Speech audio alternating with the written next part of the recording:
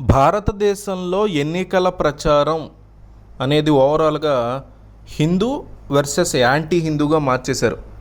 ఈ ప్రతిపక్షాలు అనండి, అధికార పక్షం బీజేపీ అనండి, ఐఎన్డీఏ అలయన్స్లో వాళ్ళు కానీ, ఎన్డీఏ అలయన్స్లో వాళ్ళు కానీ 80% బీజేపీ జనాలు, ఒక 60% ఐఎన్డీఏలోని జనాలు, వీళ్ళందరూ కూడా భారతదేశంలో ఉన్నటువంటి ఎన్నికలని కంప్లీట్గా మతతత్వ ఎన్నికలుగా మార్చేశారు. ఇది మన దౌర్భాగ్యం కిందే చెప్పుకోవాలి. అయితే రీసెంట్గా మమతా బెనర్జీ మాట్లాడినటువంటి మాటలు ఏంటి, అది ఆమె మీద, ఆమె పార్టీ మీద, వెస్ట్ బెంగాల్ మీద ఏ రకమైనటువంటి ప్రభావాన్ని చూపిస్తుంది అనేది మన వీడియోలో చూద్దాం. రీసెంట్గా వెస్ట్ బెంగాల్లోని ఒక సభలో మమతా బెనర్జీ మాట్లాడుతూ రామకృష్ణ మిషన్ ఉంది కదా, రామకృష్ణ మిషను, భారత్ సేవాశ్రమ్ సంఘ్, ఇట్లాంటి మిషన్స్ ఉంటాయి కదా హిందువులకు సంబంధించి సేవలు చేసేవి.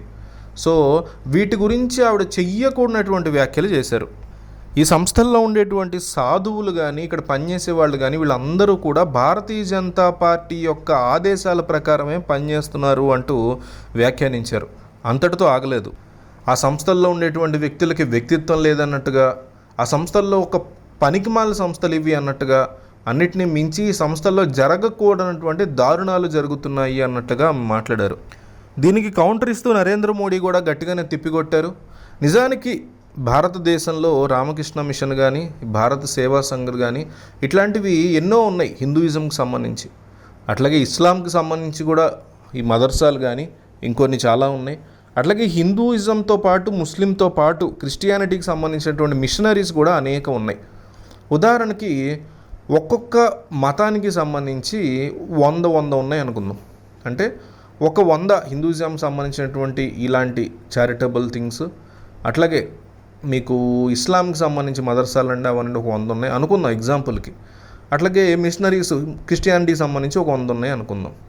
100లో హిందూయిజంలో అయినా, క్రిస్టియానిటీలో అయినా, ముస్లింలో అయినా 100లో 100 ఏమీ జరగకుండా, ఎటువంటి కార్యకలాపాలు జరగకుండా, సంఘ విద్రోహం సంబంధించి జరగకుండా అన్నీ అద్భుతంగా గొప్పగా సాగుతాయా అనేది నా ప్రశ్న. ఏ మతానికి సంబంధించిన 100లో అయినా జరగవు కదా. ఒక క్రిస్టియానిటీలో ఒక 20, 12 ఏవో తప్పులు జరుగుతూ ఉంటాయి, చిన్న చితకో, లేదా చాలా భారీవో తప్పులు జరుగుతూ ఉంటాయి. అట్లాగే మీకు హిందూయిజం సంబంధించినటువంటి ఇట్లాంటి రామకృష్ణ మిషన్ అనండి, ఇంకోటనండి, అందులో కూడా ఒక 20, 12 తప్పులు జరుగుతూ ఉంటాయి. అట్లాగే మదర్సాలకు సంబంధించిందనండి, ఇస్లాంకి సంబంధించిన చారిటీ దాంట్లో కూడా తప్పులు జరుగుతూనే ఉంటాయి. సహజం అది. మీకు ఏ మతాన్ని తీసుకున్నా కూడా అందులో ఒక రకమైనటువంటి తప్పులు జరుగుతూ ఉండటం కానీ, డీప్ లెవెల్లో మత మార్పిడి అనండి, లేకపోతే మీకు ఆడవాళ్ళకి సంబంధించినటువంటి తప్పులు ఏవో ఒకటి జరుగుతూనే ఉంటాయి. ఎందుకు జరుగుతాయి? వాడు ముస్లిం అయినా, హిందూ అయినా, వాడు క్రిస్టియన్ అయినా, వాడి మెంటాలిటీ వరస్ట్ అయినప్పుడు వాడు ఏ మతంలో పెట్టినా వాడు అట్లాగే వస్తాడు. ఆల్రెడీ ఆ మతం ఇచ్చినటువంటి ఒక ప్రివిలేజ్ ఉంటుంది. ఆ చారిటబుల్ ట్రస్టో లేకపోతే ఆ మతం గొప్పతనమో ఏదో ఉంటుందిగా, దాన్ని ఉపయోగించుకుని ఇతర మతాల్ని నాశనం చేయడానికి ప్రయత్నిస్తాడు, ఇతర వ్యక్తులను నాశనం చేయడానికి ప్రయత్నిస్తాడు, తన కామ వాంఛ తీర్చుకోవడానికో, తన డబ్బు వాంఛ తీర్చుకోవడానికో ప్రయత్నం చేస్తాడు. దీనికి మతంతో ఎటువంటి సంబంధం ఉండదు.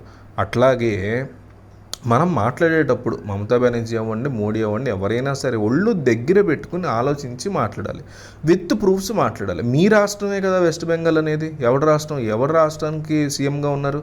ఎన్ని సంవత్సరాల నుంచి ఉన్నారు? ఎన్ని దశాబ్దాల నుంచి ఈ రాష్ట్రాన్ని వెళ్తున్నారు టీఎంసీ వాళ్ళు? మరి ఇన్నాళ్ళు రాని విషయం, ఇన్నాళ్ళు మీకు రానటువంటి ప్రేమ నాన్ హిందూస్ మీద సడన్గా వచ్చేసి ఈరోజు మీరు ఇలాంటి మాటలు మాట్లాడదు. పైగా ఎలాంటి సంస్థల మీద మీరు ఆరోపణలు చేస్తున్నారు? భారత సేవా సంఘ్ మీద, రామకృష్ణ మిషన్ మీద. ఎంత గొప్ప సంస్థలు అవి. వీటి గురించి ఏమన్నా మినిమం నాలెడ్జ్ ఉందా, ఐడియా ఉందా? ఎలక్షన్ టైంలో నాన్ హిందువుల ఓట్లు కావాలని అడుక్కోండి సిగ్గు లేకుండా. మేము హిందువులకు వ్యతిరేకంగా ఉంటున్నాము, అట్లా పనిచేస్తున్నాము, కాబట్టి మీరు నాన్ హిందువులందరూ కూడా మాకు ఓటు వేయండి అని అడుక్కోండి మీకు సిగ్గొదిలేసి.